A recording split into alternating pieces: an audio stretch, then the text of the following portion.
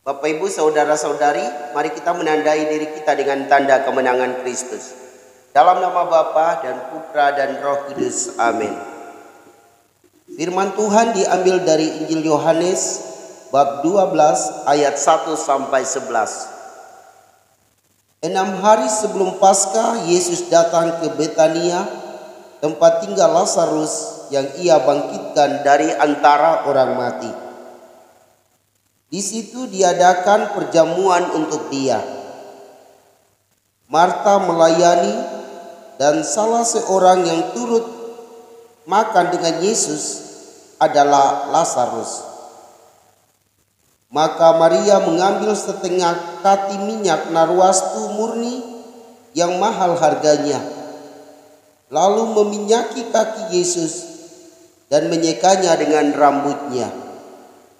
Dan bau minyak itu semerbak memenuhi seluruh rumah.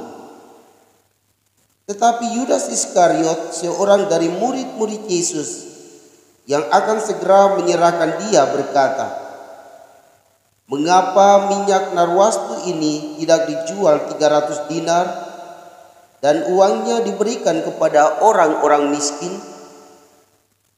Hal itu dikatakannya bukan karena ia memerhatikan nasib orang-orang miskin, melainkan karena ia adalah seorang pencuri. Ia sering mengambil uang yang disimpan dalam kas yang dipegangnya. Maka kata Yesus, "Biarkanlah dia melakukan hal ini, mengingat hari penguburanku. Karena orang-orang miskin selalu ada padamu, tetapi aku tidak akan selalu ada padamu." Banyak orang Yahudi mendengar bahwa Yesus ada di Betania. Maka mereka datang bukan hanya karena Yesus, melainkan juga untuk melihat Lazarus yang telah dibangkitkannya dari antara orang mati. Lalu imam-imam kepala bermufakat untuk membunuh Lazarus juga, sebab karena dialah banyak orang Yahudi meninggalkan mereka dan percaya kepada Yesus. Demikianlah Injil Tuhan.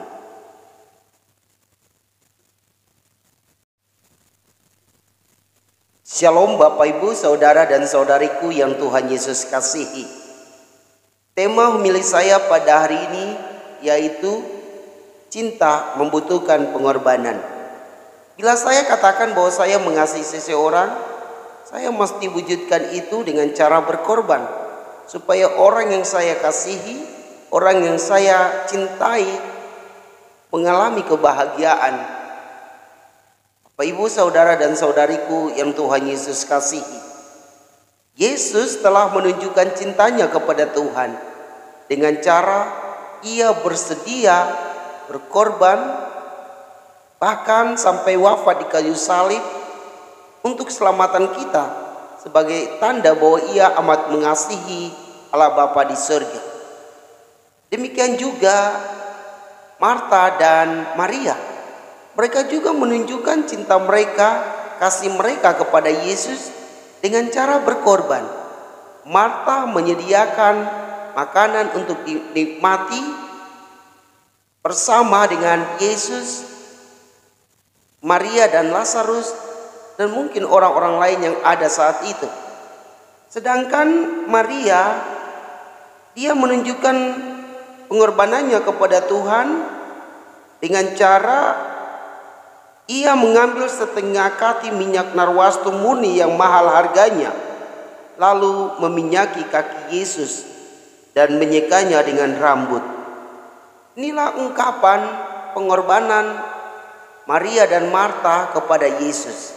Lalu pertanyaannya untuk Anda dan saya, apa yang mesti kita lakukan dalam pekan suci ini supaya kita dapat menunjukkan kasih kita kepada Allah Bapa, Allah Putra dan Allah Roh Kudus? Yang mesti kita lakukan yaitu kita juga berkorban. Kita mesti berusaha untuk mematikan segala keinginan kita. segala kata-kata kita, perbuatan kita yang tidak berkenan kepada Tuhan, dengan cara berusaha untuk mengikuti ajaran Tuhan selama pekan suci ini, sehingga bukan hanya pekan yang suci, tetapi kita sebagai manusia, kita sebagai pengikut Tuhan mesti suci. Suci berarti kita bertanggung jawab atas tugas-tugas yang Allah berikan kepada kita.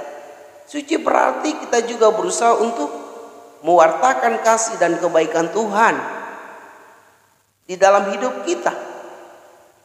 Suci berarti kita berusaha untuk meninggalkan keegoisan kita, lalu berusaha untuk hanya menyenangkan Tuhan yang lebih dahulu mengasihi kita.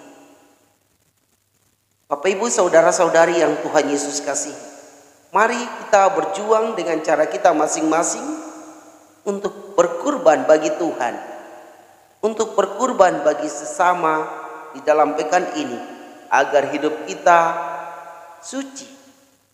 Kalau hidup kita suci, maka pekan ini akan menjadi lebih suci, karena diri kita sudah lebih dahulu menyucikan diri, menyambut kebangkitan Tuhan kita Yesus Kristus.